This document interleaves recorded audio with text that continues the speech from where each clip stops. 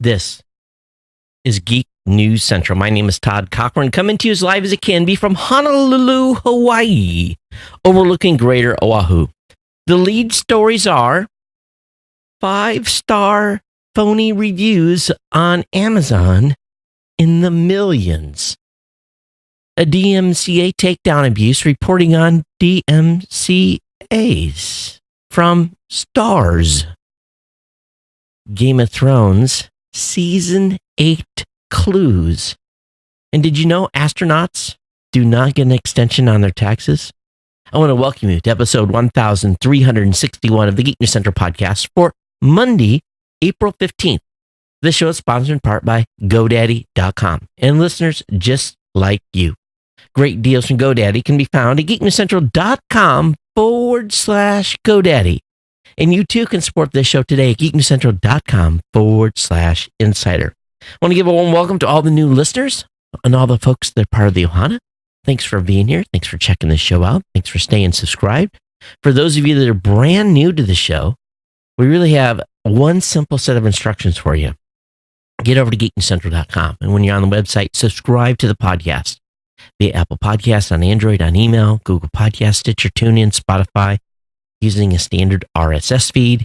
If you have no idea what I'm talking about, click on the more subscribe options. We give you instructions on how to subscribe to the show so you never miss a single episode. Of course, you scroll down on the website a little further, get signed up for our newsletter. Newsletter contains everything I'm going to talk about during the show today as well. So that's a great way to stay connected here.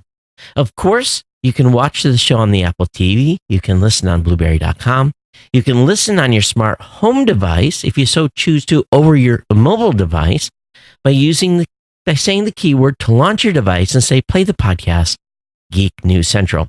We're always live on YouTube, Facebook, Twitter, Twitch, Mixer.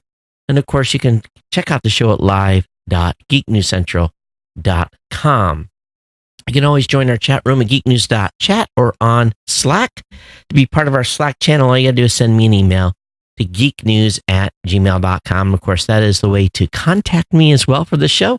For any comments you may have, of course, you can follow me on Twitter at Geek News as well. Of course, I'm on Facebook, and we are live on Facebook as I basically speak this. So you can always catch the show there as well. Partner shows include the GNC Weekend Review, the Gadget Professor, the Pro Gear Site, the New Media Show, and the Podcast Legends Show. All those are linked at geeknewscentral.com. You can pick up Ohana gear at cafepress.com/Ohana store. This show, of course, is sponsored by our good friends at GoDaddy.com, the longest continuous sponsor of a podcast. And we have deals for you.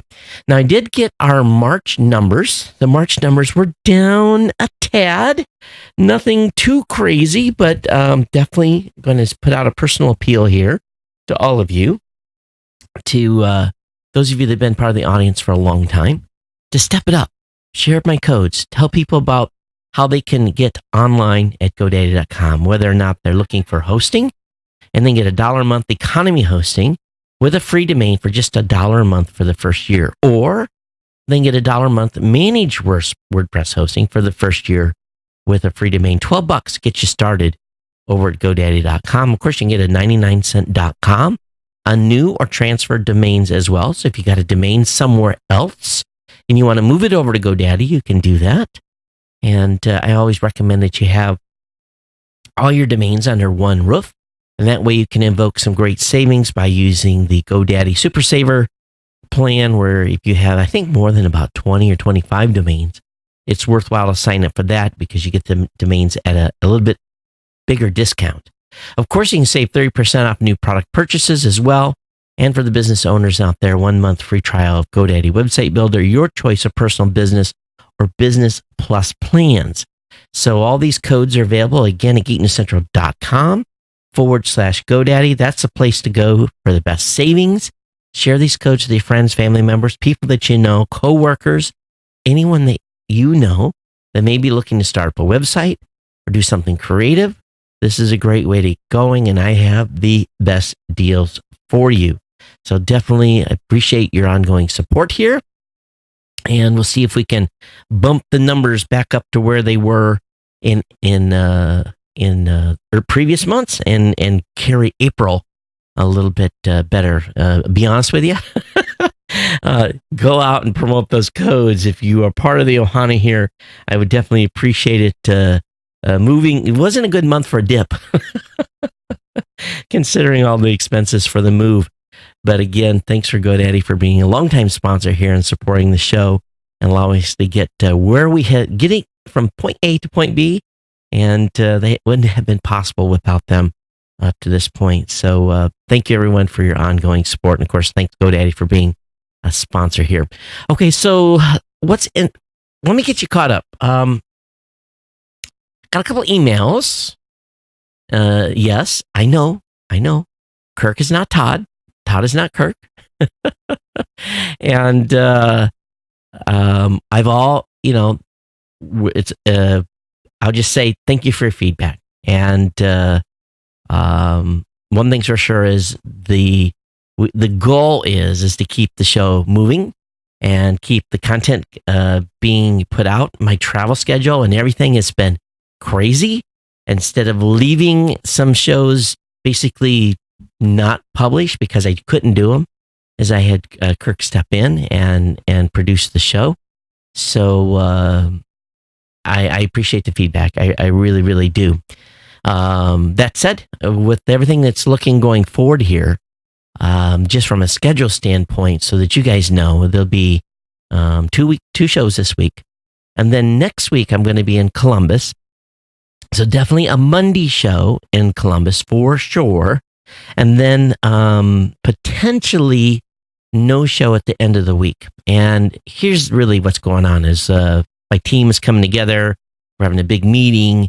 I take everyone out to dinner Thursday. So if I do the show on Thursday, it'll have to be, maybe I'll do it on Friday. Maybe that's what I don't know. We'll see, because the whole team's being together. It's going to be crazy at the end of the week.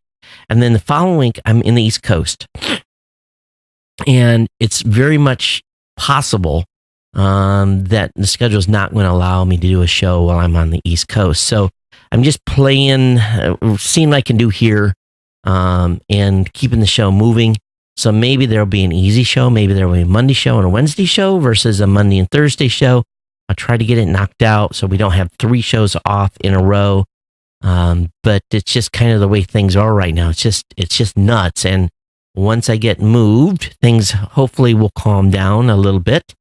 But really, we're on the clock here. And I get back after I fly out Saturday night, this coming Saturday, the 20th. And I don't get back until Sunday, the 5th of May. It's crazy.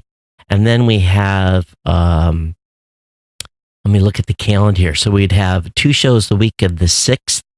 We'd have 2 shows the week of the 16th. So potentially there's only going to be about 5 more shows coming out of this studio before I pull the plug. Now, there's going to be shows going on, audio only. So let me just get that clear. We will drop the video portion of the show. Audio will continue after May 16th. So it's going to be fun because, well, it's going to be interesting because I'm going to be doing audio from here until the 31st. And maybe I'll have a little fun with that. We'll see what we can do. We'll have the TriCaster Mini here. That is not getting packed out. That's going with me when I leave for Michigan on around June 1st.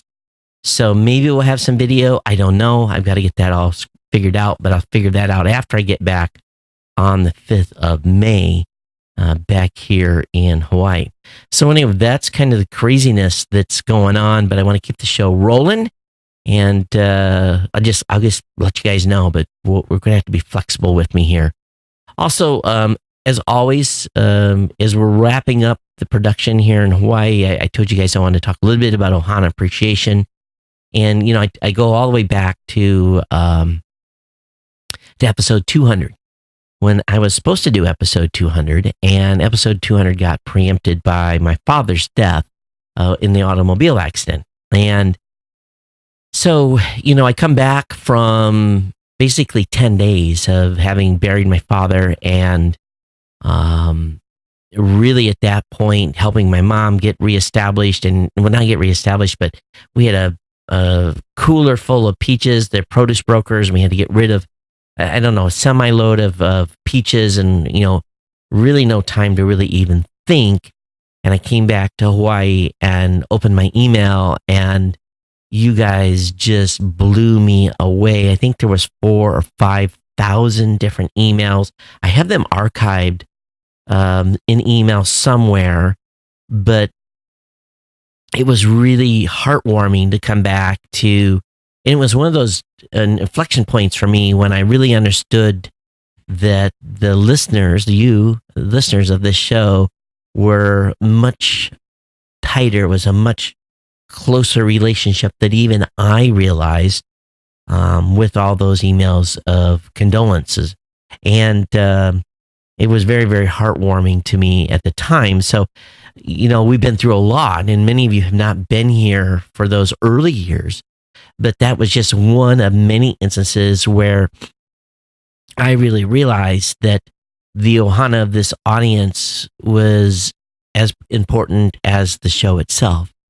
And so I just, I wanted to kind of reflect and talk a little bit about that tonight, and just kind of set the tone to make you guys understand how appreciative I am of you being part of this family here, being this part of our Geek News Central family. So I'll kind of leave it at that. But so to get you caught up, I flew out Friday night, got into Vegas Saturday, got hooked up with the team. Sunday we set up the booth, had some meetings, and then Monday the show kicked off, and Monday, Tuesday just crushed, absolutely crushed. And then as far as meetings, after dinner things, went to Gordon Ramsay. Way overrated. Food was great, but sometimes in Vegas, it's just better to go to McDonald's. and I'm being serious. The food sometimes, I don't know what it is with Vegas, but the Strip, especially the Strip, I have better meals going to a taco stand or going to a hole in the wall and spending $12, $13, $14 on a plate of food than I do sitting down somewhere and paying $30 or $40 for a meal. The best meal I had in Vegas the entire time I was there was actually close to the hotel from the Flamingo, and it was beef stroganoff on the menu. It was absolutely delicious. It was the best meal I had in Vegas, and I went had lamb chops one place, steak another, and my best meal was beef stroganoff. And then and then having tacos on Fremont Street for $12. But it just, something about it is, I'm kind of done with Vegas, to be frank. I've had my fill, and I used to like and go and hang out a couple extra days and relax, and now it's just, I want to get out of there. So the first 2 days, obviously lots going on. And then Wednesday of the show, the booth was crushed. It was kind of like this ebb and flow of people. I've got a ton of follow-up work to do that I know there's no way I'm going to dig myself out over the next week. Potential business partners. There was lots of people there, investors, you name it. It run the gamut. I was being pitched by some very big firms. What can we do for you? And that was exciting. Ready to write very big checks. So, and not necessarily in an investment standpoint. It's kind of weird, but it was some really, really, really good meetings.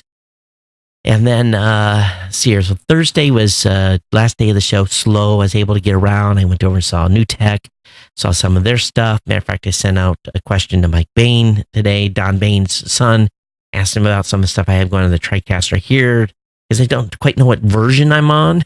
I don't know if I'm on AE2 or AE3, but anyway, get those questions answered. And long story short, it was very productive. And I didn't see a lot of the show, we were just busy, and a lot of podcasters, a lot of radio stations, a lot of people that were fishing for information. The podcasting space is so hot right now that when a person comes up and talks to you, and you're trying to figure out, trying to do the qualifying of who they are, what they do, and they're being very cagey about it, you don't know if you're talking to a potential investor, potential competition, someone that's, out looking for some free information to use against you. You just don't know.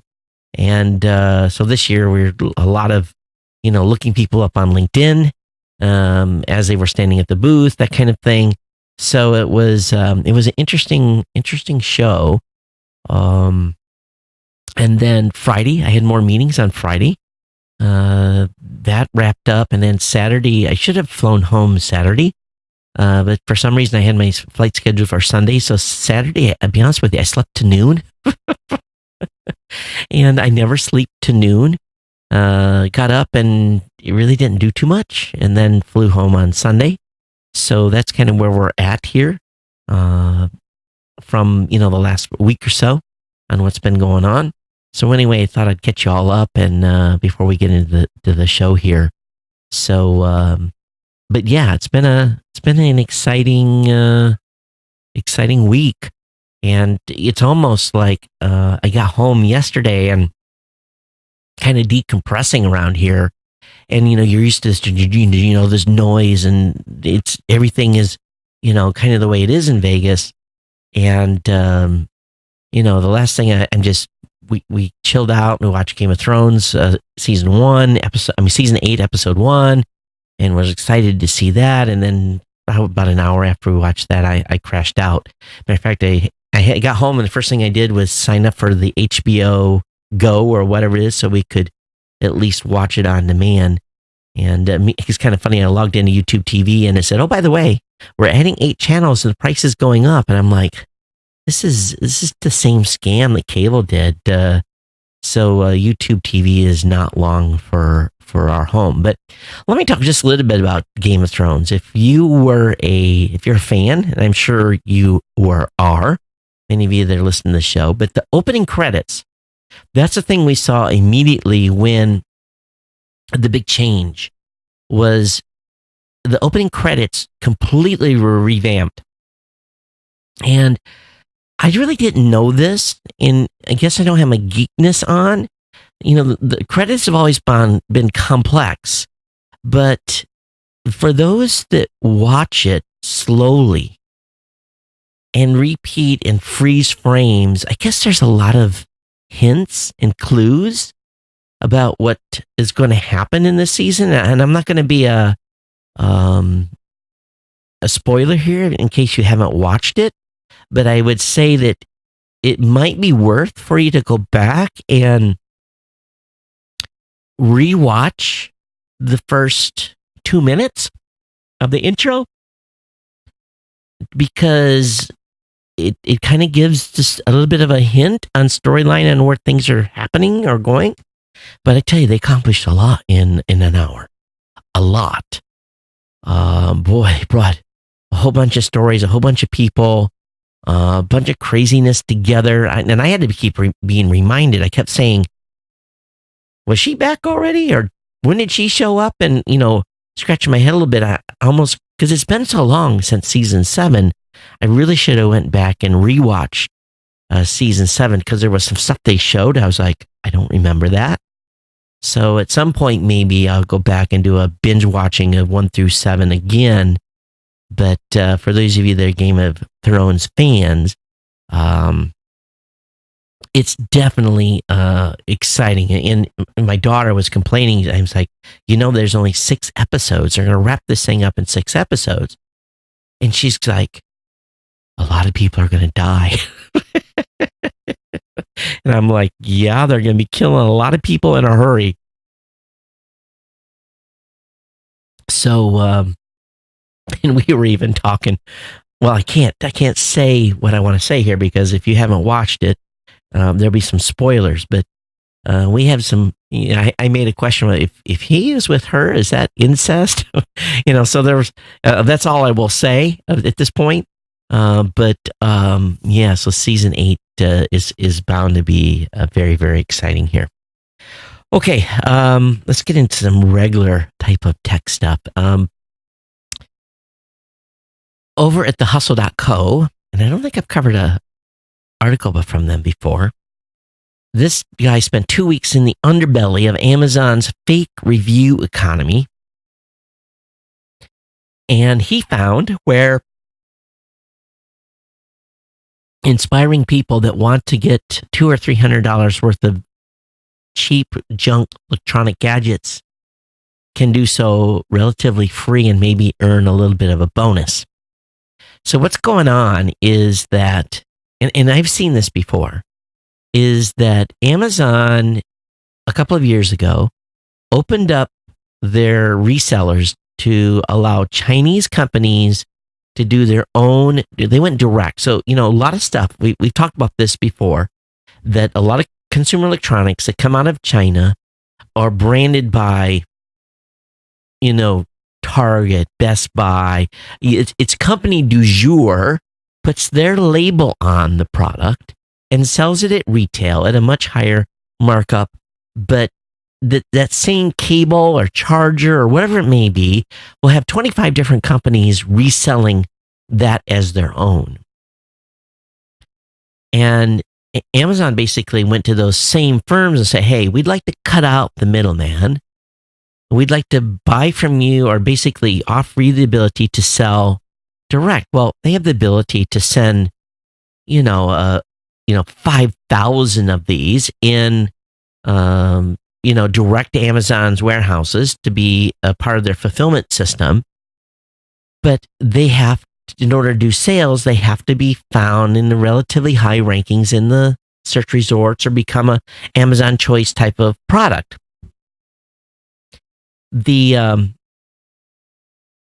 this is how the scam works, because I've known about this forever. Excuse me, I'm sniffling on you.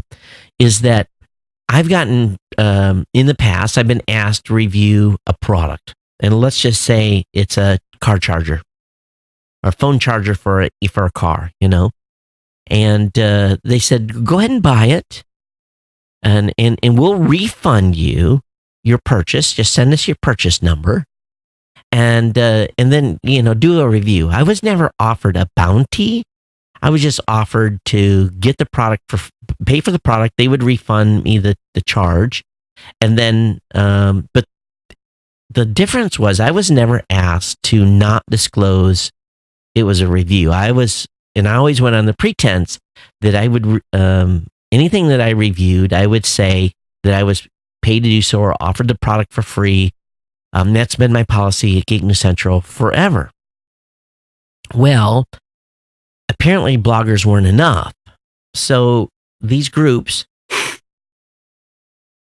set up Facebook sites where people could go in and get in and become a reviewer. A quote unquote official reviewer of stuff from Amazon. And they even had instructions. You can't review more than 3 products a week. We don't want you reviewing only Chinese items, blah, blah, blah. All these specific instructions to game the Amazon system. And they would send a direct message via Facebook and say, okay, you go buy the product, send us your order number, we'll refund you the money. And when you put up a 5-star review and don't say that you've been compensated to do so, we will send you an additional $10 via PayPal or some other means. So there are literally, an industry has been born around people doing fake 5-star reviews in which they're getting paid $10, $12, $15, or just maybe getting a product for free. These are not bloggers. These are not people that have even used the product. Many of these people say they get the stuff and it just goes in a pile. And I've talked about before how I used to get all kinds of stuff that was just sent to me unsolicited that would go into a pile, and 90% of it I would never review because it was just like a $15 item or cable or, stuff that typically you will find marked way up in major, major companies like Target and Best Buy. They paid $1 for it, and they've got a cable on the shelf for $14.95. So this whole industry is pretty nuts, and they say that folks that have done some research have found that there are 1.8 million vendors who hawk nearly 600 million items that is generating 9.6 million new product reviews every month on Amazon. Fake reviews have been an issue for Amazon for a while. And with them opening up Chinese sellers in 2015, okay, I got the year right or wrong earlier, but 2015, that was a 33% increase by some accounts of hundreds and thousands of new sellers. And they will sell or give products away at a cost in order to get these 5-star reviews so that they rank higher in the search results at Amazon, and you end up buying a sub piece of crap product. And some folks have been basically now are doing tracking to determine where these fake reviews and how many percentage of fake reviews a product has. So one guy was looking purely at workout supplements and how he bought a product that was getting a 5-star review, and he had a lot of trouble with it. So he started a site called supplementreviews.com that really has become a hub for non-biased sports nutritional ratings. But at the same time, he did another site called Review Meta. He analyzed 203 million Amazon reviews and found that 11.3% of them to be untrustworthy, where people didn't even buy the product and did a review. Unverified reviews is what they're called. But now the resellers are understanding that the unverified reviews are hurting them. So this is what mode they've moved into. They are willing at all cost to get 100, 500, 1,000, 5,000 5-star reviews in order to become up number one, and then somehow end up with an Amazon choice marking on their listing. So just beware out there when you are buying stuff. And it's not just electronics. Someone was giving a positive recommendation on an Amazon for vegan cookbook, and if they gave a 5-star review, they would earn $5 to $20 for doing a review, a positive recommendation on a vegan cookbook. So here's how the process generally works. A seller will post an item to a discussion board with the message, free refund plus commission for 5-star reviews. Private message for details. An interested buyer sends the seller a private message. The seller directs the buyer to the product on Amazon using keywords. The buyer purchases the product and leaves a 5-star review. The seller then sends the buyer a refund either via PayPal plus commission, and usually in the form of a $5 to $10 gift card. And so that's how this little scam is working. And some will say, okay, if you buy, let's say you buy some shorts, a men, if you buy a pair of pants, they want you to take a picture of yourself in those pants and post that. And they may give you $10 to $20 to do that. It's crazy. And by the way, it's illegal to do a review of a product without disclosing you've been compensated to do that. This is against the law. Now, is someone going to track you down? Probably not. But this is the case that's going on. But anyway, this is a great story. Talks about how he actually got some of these products and like stuff was breaking, connectors were snapping, all kinds of insane little things that were going on with these products that did not make them a 5-star, made them more like a 1 or 2-star product.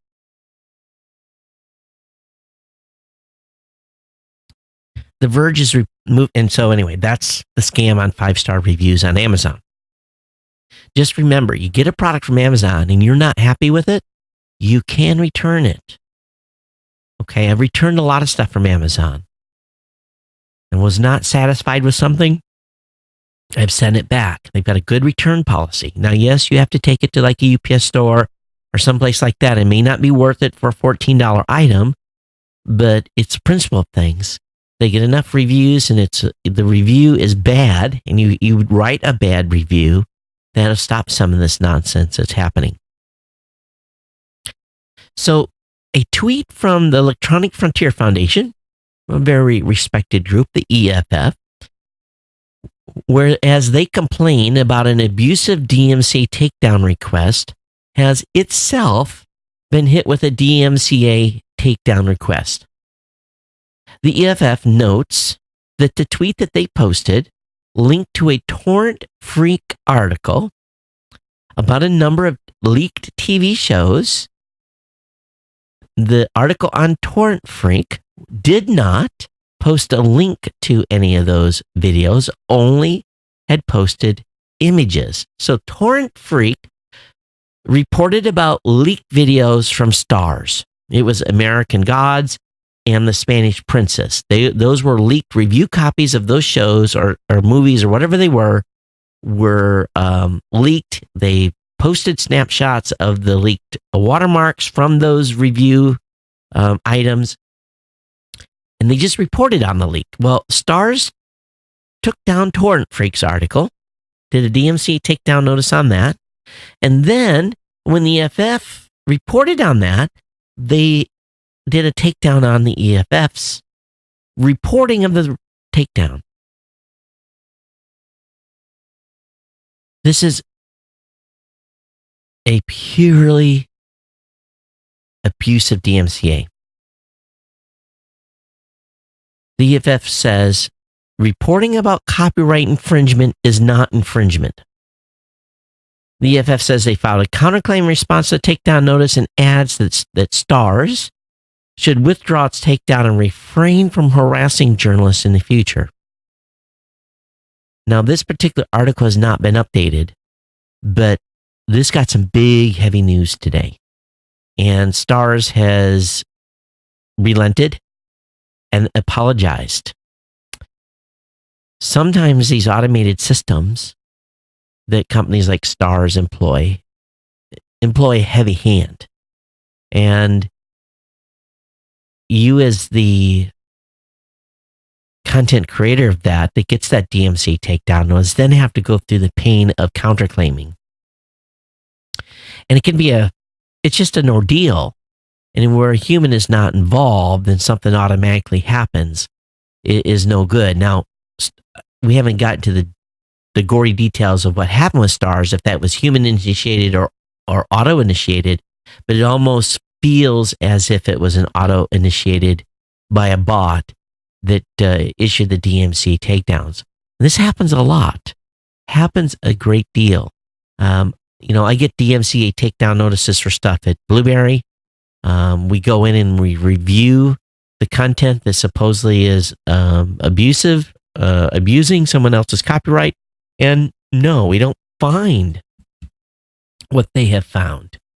And it can be really an issue. So DMCA continues to be a bit problematic. For those of you that listen are in the United States, I hope your taxes were in the mail yesterday. Taxes were due. The IRS cashed my check. Boy, they're really good about cashing checks. It was fast. Because I was looking at my checking account. I'm like, I saw this, big dip, and I'm like, I immediately, my warning radar went off. I'm like, what was that? And then I went and looked at my details, like, oh yeah, the IRS took a hit on my checking account. But if you're an astronaut, tax day does not automatically give you an extension.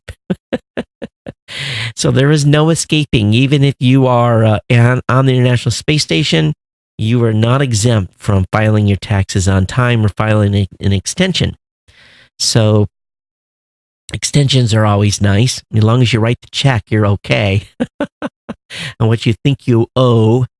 So, and many of you probably had to write some checks this year, I'm sure.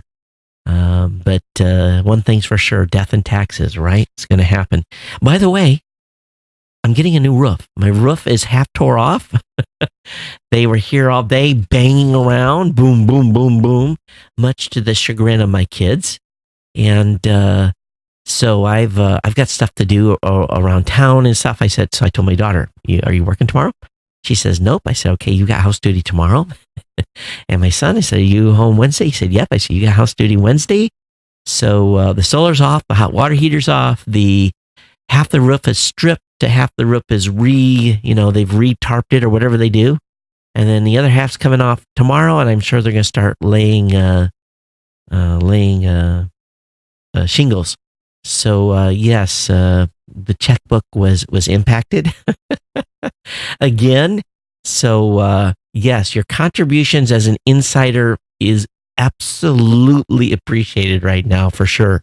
We're literally trying to keep the lights on because the solar is off the reservation right now. I'm telling everyone, don't use too much power. Don't want to, because I'm going to incur a week of no solar assistance. California DMV is proposing rules for testing self-driving delivery vehicles on public roads. It would apply to delivery vehicles weighing over 10,000 pounds. So there's no policy currently, but they're trying to change this. So it all comes down to the motor truck, which California law defines as a motor vehicle designed, used, or maintained primarily for transportation of property.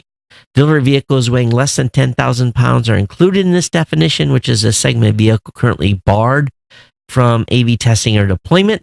The proposed changes would flip things around and clear these vehicles for public road use. I guess under 10,000 pounds, not over. But the public's going to get some time to comment and so forth on this as well. The California DMV knows that 61 manufacturers are currently testing AVs with test drivers on California roads, and 62 companies have permits to do so. If a company wants to ditch the safety driver and operate in a driverless manner, it must secure a special permit with California's AV testing program. Thus far, only Waymo is the only company to receive a permit for testing fully driverless vehicles in California. Interesting news there, yeah? Okay,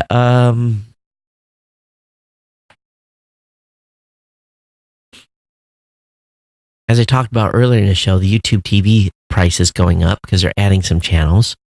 But if you're looking for the cheapest one, the best cheap live TV streaming service, priced at just $16 months, is Philo, Philo TV, and is the only cheapskate approved choice.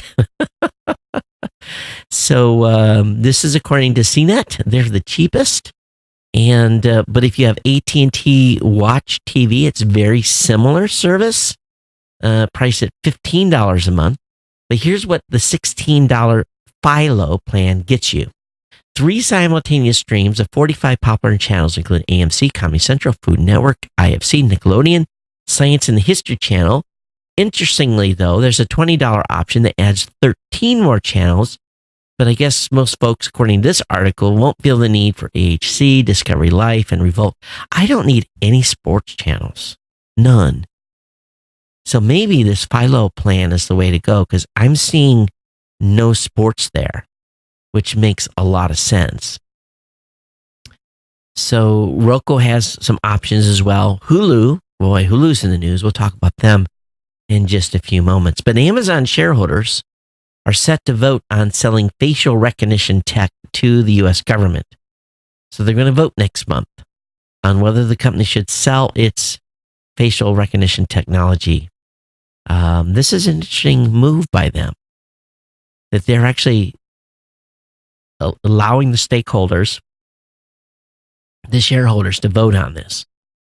I'm betting, I'm just going to place this little, Ohana bet here, that the shareholders smell cash and will allow Amazon to sell their facial recognition tech. I'm just about assured that they're going to do that.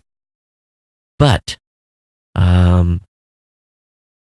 so what is the actual write-up here? It said among items we vote on, shareholders' proposal that would ban the sale of Amazon's recognition tech. The board concludes after an evaluation using independent evidence that technology does not cause to contribute or actually potentially violate civil and human rights. So Amazon board is recommending that shareholders vote against the proposal. The proposal is to not sell the tech to the government. So that is interesting. We'll see what that vote turns out. What do you guys think? What's the probability that the shareholders will say no to money? I don't think they will. I think they will allow this technology to be sold to the government. I would be shocked if it's not. Well, a battle for the ages is looming. And I apologize, I'm dehydrated today, so I'm drinking extra H2O. The battle for the ages is Apple and Qualcomm are squaring off in the U.S. court. Uh-oh, what's going on here? I'm checking something. Oh, that's weird. My Facebook is down. Huh.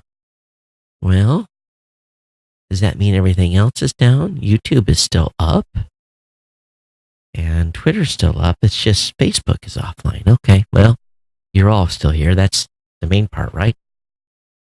So this trial is a culmination of a long-running battle between the two over the cost of the processors that phone use to connect to mobile networks. So this is a big one. Apple claims Qualcomm is charging too much, and Qualcomm disagrees, saying that because it invented the chips, it should be rewarded appropriately. So they're going to go head to head, and we'll see where this ends up. Billions are at stake. Qualcomm has already been smacked down by a number of countries and municipalities. So Qualcomm is paying fines in China of up to $975 million, South Korea of $853 million, and $93 million in Taiwan. In 2018, the European Commission levied a fine of $997 million. So Qualcomm doesn't have a good track record here. So we'll see what happens with this battle. They expect the trial to take about a month. Microsoft could take on Apple AirPods with a new wireless Surface earbud. So that is a rumor. And the earbuds will likely include Cortana integration and noise cancellation. It's possible, but not guaranteed, that they'll come out by the end of the year. I've officially lost my third set of headsets in an airplane. I'm done taking my own headsets on airplanes. I don't know what it is. I don't know why I keep losing earbuds and stuff on airplanes. I've had the worst luck in the last year. It's ridiculous. So I vowed to only have like $14.90 at the cheapest earbuds I can wear on airplanes. That's all. I'm nothing expensive until I get my act together. And the last one really hurt me. Some Bose wireless. Oh yeah, ouch. I'm just sick at myself. But it's what happens when you fly the red eye and you wake up and you're not thinking right. Hackers spied on Microsoft email accounts via compromised admin login. It's possible some unknown group of hackers has been looking at your Microsoft email. Microsoft has cautioned users on Outlook, MSN, and Hotmail email accounts that unidentified individuals to gain access to an internal customer support account that allowed them to view data in a large number of user accounts. The issue has been corrected, but it's not clear how long the breach went undetected or exactly what the attackers could see. A source reached out to Motherboard several weeks ago with the information about the breach, claiming they'd accessed customer emails via leaked credentials. How do they get access to the actual emails? Are you kidding me? There's apparently some disagreement over the severity Everyone agrees the support account gave hackers access to the subject lines, email history, and contacts for consumer accounts. Corporate accounts were not affected, and Microsoft did send a letter to those affected. Insane. Truly insane. Well, some sad news, obviously, today out of France. The fire that broke out at the iconic Notre Dame Cathedral, which I've never seen. Very devastating. And YouTube's, I guess, smart intelligence software actually thought that the videos were related to 9/11 and were cautioning people about the video. And this was live from Paris. Somehow it was flagged incorrectly by YouTube. YouTube corrected it relatively quickly, but this fire was quite devastating. And just watching what coverage I did get to see today on this online is that it's an 800-year-old church, and it really burned. So we'll see what's left after they get in there and clean it up, if the building is going to be able to be salvaged or not. But this is an iconic national treasure of the French and of the world. And it is. It just goes to show you that nothing is permanent. No matter what you do to protect stuff, it's just a fire like this. And I guess the fire brigades were not able to get there quickly. I don't know the full situation. I'm sure it's going to be armchair quarterback for a long time. But it really looked pretty devastating. More news out of Amazon. They're reportedly set to launch a free music streaming tier.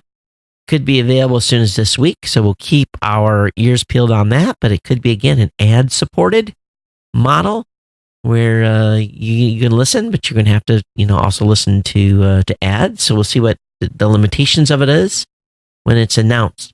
But I think the most interesting news today really came out of Visa and Coinbase. Now, some of you have Coinbase accounts. I do. Some of you've got some cryptocurrency in there. I do. Now you can get a Visa card that's tied directly to your cryptocurrency account. So it's called the Coinbase card. It's directly tied to a person's cryptocurrency balance in your digital wallet managed by Coinbase. Coinbase enables trading of Bitcoin, Ethereum, Ripple's XRP, and Litecoin, all of which can be spendable through the new debit card. And what used to happen is if you're trying to do a purchase, it would take for as much as 2 hours for the cryptocurrency to clear. Visa is going to act as the in-between. They're going to know your balance. You make a purchase, they're going to cover it until the cryptocurrency is transferred into, basically pays a Visa back. How much is it going to cost? I don't know per transaction, but this is big. Now, here's where it's really going to be big. If you live in a country that has an unstable currency, let's take Venezuela as an example, and you have the ability to put your money in a cryptocurrency that you have, economies such as China, Russia, Venezuela, where inflation is extremely high, even in African nations, you can move your money into cryptocurrency and have a little more stability as compared to some of these countries. With the inflation rate at Venezuela, they need like a garbage bag just to go like grocery shopping. So, or if they have dollars, this is a way to put dollars into, if you don't have access to a bank that you can put dollars into. Some countries will let you deposit dollars. Did you know that? Which is kind of surprising. I don't think a lot of people knew that. You could go, well, they'll actually let you deposit and withdraw dollars in some foreign countries if you set up a bank account there. You don't, taking dollars is one thing, and then they usually transfer it into local currency, and that's what you withdraw it as. No, some countries let you deposit dollars and withdraw dollars. But anyway, that said, if your country doesn't allow that, Bitcoin may be an option to give you access to your cash in a different way. So it's kind of exciting here what's happening, and folks could actually do some commerce buys with a Visa card using their cryptocurrency as the basically the checking account for that. Moving on here, news out of Hulu. AT&T just gave up its 10% stake in Hulu, gave it back to the streaming service today for $1.43 billion. And this is big. So Hulu could look a little different a year from now, because Disney now controls 66% of Hulu, with Comcast having 33%. So this is it's a big change. Disney is making their move. AT&T already has their, they bought their content catalog already. So time will tell here where this is going to lead, because AT&T purchased Time Warner. Comcast have its own stuff. So you kind of see where the lines are being drawn out here. And big companies continue to get bigger with the content that they have. Rumors out that Facebook may combine your news feed and stories into one carousel. Swiping could soon replace scrolling. And you know about the storyline, right? Up at the top, you can see what your friends have put on the storyline for the day. And software engineers spotted this change and reported that Facebook is demoing the new format. And it basically has a new feed in a stories-like carousel. So we'll see what happens here. So if Facebook implements this, rather than scroll top to bottom, you would swipe or tap left to right. I don't know what you think about that. Sounds kind of like an Instagram thing.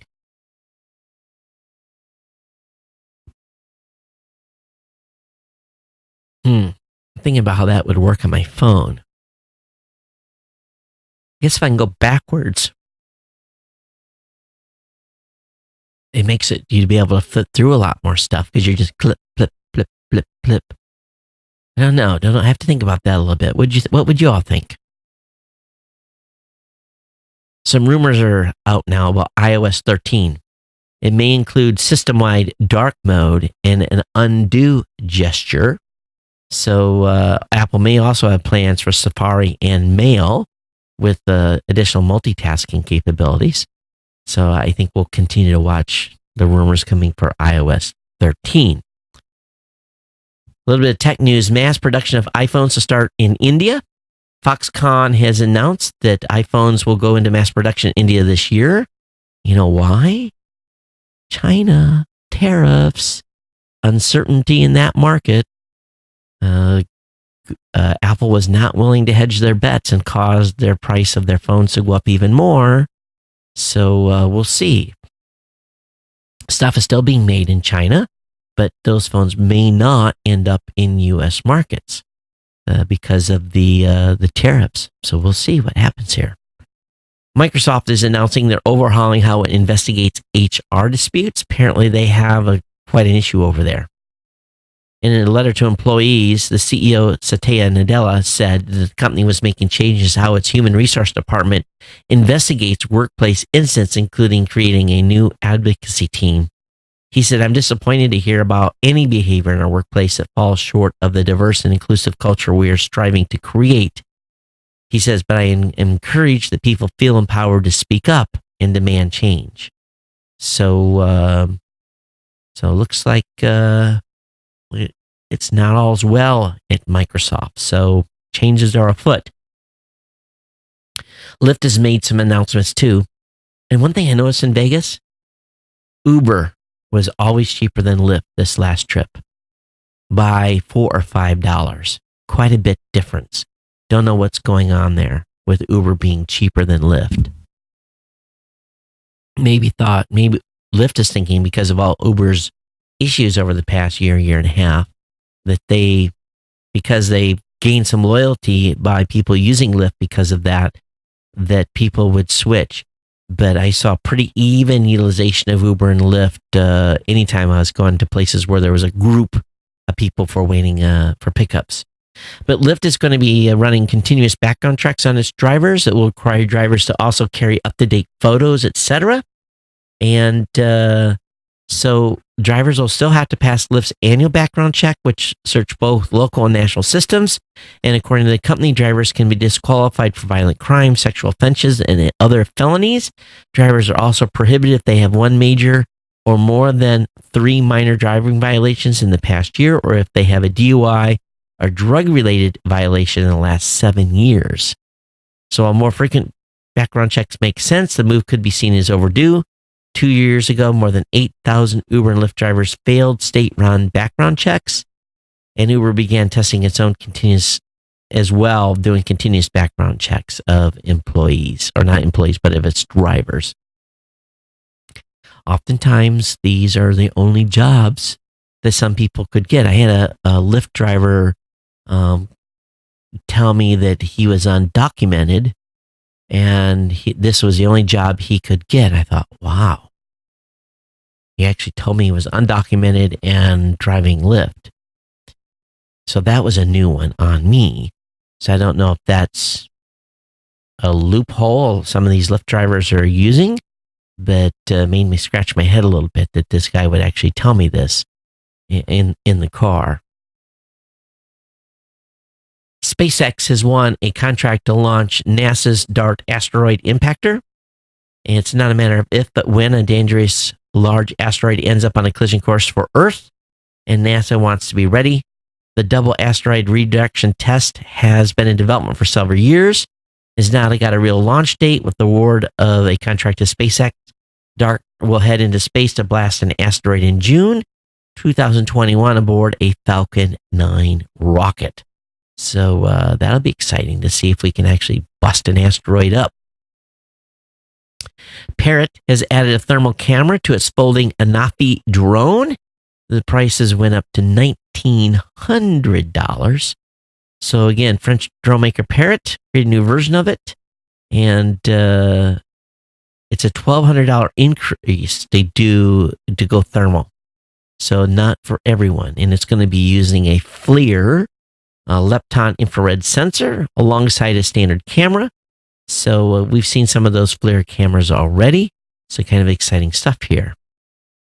The Israeli team says it will build a second lunar lander after its first one crashed into the moon.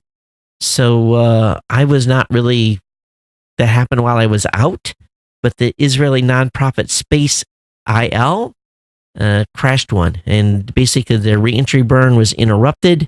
They did get the rocket back online to slow the spacecraft down a little bit, but it wasn't slow enough to stop it from smashing into the moon. So the Israelis did accomplish a lot. They're, I think, only the fourth nation to actually, crash something into the moon. But they did break some records. This was an independent team as well. So congratulations to them, and too bad they had problems on their crash. There was something I was going to tell you guys. It just crossed my mind. And what was I going to say? Guess it wasn't that important. Lyft has removed e-bikes from various cities or unexpected strong brakes. Citibank, Capital Bike Share, and Ford Go Bike have recalled electric bicycles. So apparently these vehicles or these bikes are braking too hard and causing issues, I guess causing people to crash. So that's the reason for that. What else here? I got a last couple of articles for you. Oh, big one. The EU has officially approved a controversial and sweeping reform of its copyright rules to protect content creators, but that includes provisions. It's basically is bad for companies like mine. And we're going to have to look at this heavily.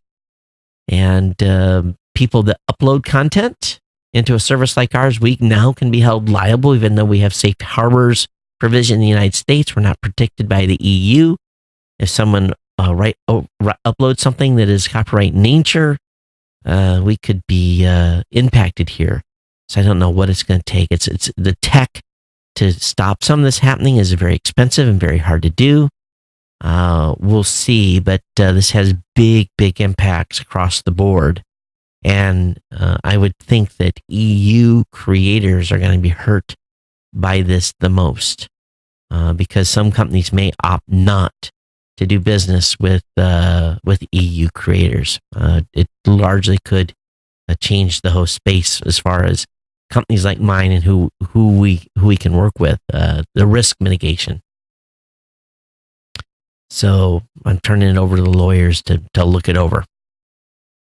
Final article tonight. The U.S. is losing a major front to China in the new Cold War. And, what's going on here is we're not really losing, but other countries are starting to implement some China-type provisions on the internet. Vietnam and Thailand are warming to a governance model that basically twins sweeping content curbs with an uncompromising data controls. In other words, firewalls. And a growing number of the region's increasing autocratic governments envy the emergence of China corporations and the things that they're basically how there's the firewall that's going on there. So we will see what's going to happen here. Could be a remolding of the internet into a tightly controlled and scrubbed sphere like China is. So time will tell.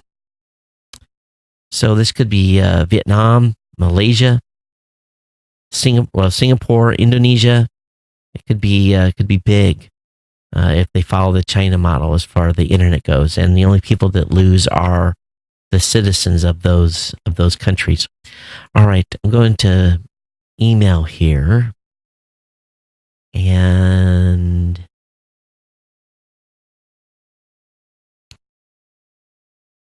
Steve, thank you for your email. I'm not going to read it. I did reply to you already, and I got an email from Bob talking about Windows stopping force updates. I think I did cover that already, Bob. So thanks for sending me that email. But again, Windows 10 force updates are on pause at this point. So that's good news. Other than that, I think I'm done today. So we'll get out of here. I want to thank all of you for your ongoing support of the show. And definitely I appreciate Kirk for stepping in while I was out. And thanks everyone for their feedback. After having done the show now for, we're fast approaching, what is it now? Going to be 15 years that I've got, 1,300 plus shows under my belt. And it's really hard for someone that comes to step in that has 20 or 30 shows under their belt and be able to do it with the same bravado, I guess, that I do. And but I'm trying to build people here on the team and give them opportunity. Please understand that. So I know we only had, and it goes the other way too. So I do appreciate everyone's feedback here, but I do want to thank Kirk for his job in putting the show together for 2 episodes in a row. And he's, Kirk's doing the best job he can and is improving. And I hope that you all appreciate that and me giving someone the opportunity to stand in and do the show for me when I cannot. It's either that or no show. So if you guys want me to have no episodes while I'm not able to do that, then you need to voice that loudly. and if you're okay with people coming in and doing the show in my stead when I'm not around, voice that as well. I know it's a mixed bag. And my best advice is, if you don't want to hear someone other than me, just skip the episode. And if you're listening to the show, you're going to know when I'm going to be back. I guess that's the most important thing. All right. Thanks, everyone, for being here. Thanks for being part of the family. Thank you for your ongoing, honest opinions. I do appreciate that. That's part of being part of the Ohana here, that you can give me your thoughts and where you feel the show lays and where it's headed. Lots of exciting stuff. This is going to be a crazy year. Big change for the show. I want to thank everyone for being patient as well. Things just can never stay exactly the same. Times change, people change, but the one thing is this show will continue. And as I move forward here, I definitely thank you for your support. The insider support is really, really critical right now. So those of you that are contributing, thank you so much. Those of you that have not ever contributed as an insider, this is the time to do a one-time donation or get on the bandwagon and help the show. It's a big deal. It really, really is. And I do strongly appreciate and cannot say enough about those of you that are coming in at $2, $5, $10, $15, $20, or $25 a month, and to include the folks that do one-time donations. It is truly greatly appreciated in a big, big way. It's been my pleasure bringing you the show. We'll be back with you on Thursday, and for another edition here out of Hawaii, one of the last few shows we're going to be doing live, video-wise from the studio. And then we go audio only for a while. All right, everyone, take care. We'll see you next time here on the Geek News Central podcast. Take care. Aloha.